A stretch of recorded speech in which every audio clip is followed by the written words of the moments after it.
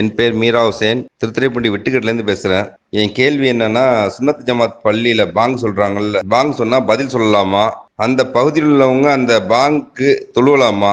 இந்த கேள்வி கேட்க காரணம் 3 வாரத்துக்கு முன்னாடி வரைக்கும் டிஎன்டிஜாவும் சுன்னத்துல் ஜமாத்தும் சேர்ந்து தான் வணக்க வழிபாடுலாம் செஞ்சாங்க. அடிக்கடி பிரச்சனை வர்றதுனால அவங்க இப்ப பிரிஞ்சுட்டாங்க.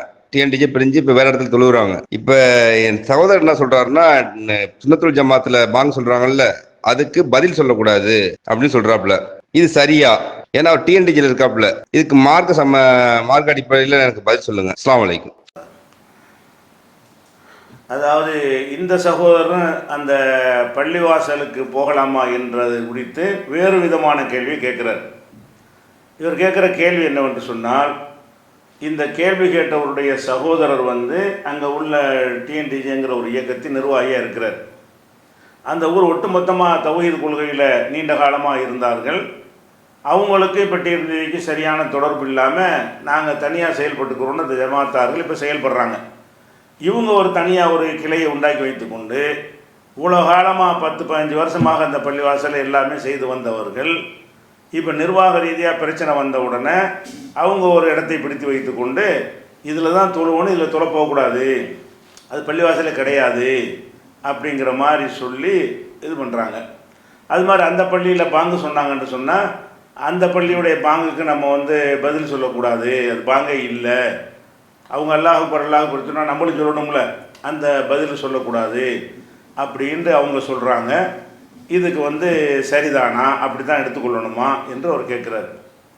அதாவது நம்ம எந்த பள்ளிக்கு தொழலாம், எந்த பள்ளி தொழக்கூடாது என்பதற்கு 9வது அத்தியாயத்தில் 107, 108 ஆகிய வசனங்களில் அல்லாஹ் சொல்லி காட்டுகிறான். அதில் என்ன சொல்கிறான்னு கேட்டால், அதில் 4 அம்சம் சொல்கிறான். ஒரு பள்ளியில் தொழக்கூடாதுன்னு சொல்வதாக இருந்தால் அந்த பள்ளி மக்களுக்கு தீங்கிழைக்கிற காரியங்களை பள்ளியில் வைத்து செய்யணும். இந்த வரதட்சணை வாங்கி கொடுக்குறது, இந்த மாதிரி மக்களுக்கு தீங்கிழைக்கிற காரியங்களை அந்த பள்ளியில் வைத்து செய்யணும். ஒரு காரணம். இரண்டாவதாக இறை நிராகரிப்பு, இணை கற்பிப்பு போன்ற காரியங்களை அதில் செய்யணும். இந்த பள்ளிவாசலை வைத்து கொண்டு யாமுதீனே என்று அழைக்கிறது, மௌலிது ஓதுறது, இதெல்லாம் செய்யணும்.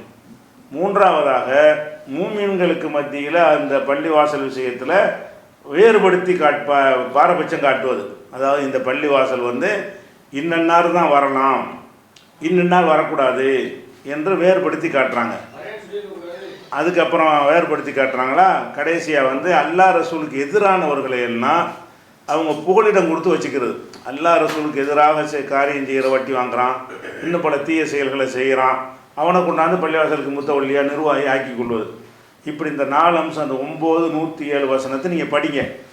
4 காரியத்தை யார் செய்கிறார்களோ அந்த காரியத்தை சொல்லிவிட்டு லாத்தக்கும் பீஹி அபதா, ஒருபோதும் அந்த பள்ளியில் நீ தொழாத அப்படின்னு அல்லாஹ் அந்த வசனத்தில் சொல்லுகிறான். இப்போ நீங்கள் சொல்லக்கூடிய அந்த விட்டுக்கட்டி பள்ளி என்பது இந்த 4 அம்சம் கிடையாது. ஏற்கனவே தௌஹீதில் இதுதான் இருந்தாங்க, தௌஹீத் கொள்கையில். இப்போ அந்த கொள்கையில் தான் இருப்பான். அப்படி இல்லாமல் இப்படி மதுஹபா மாறிட்டாங்கன்னு வைத்து கொண்டால் கூட அதில் நம்ம தொழக்கூடாதுன்னு வராது.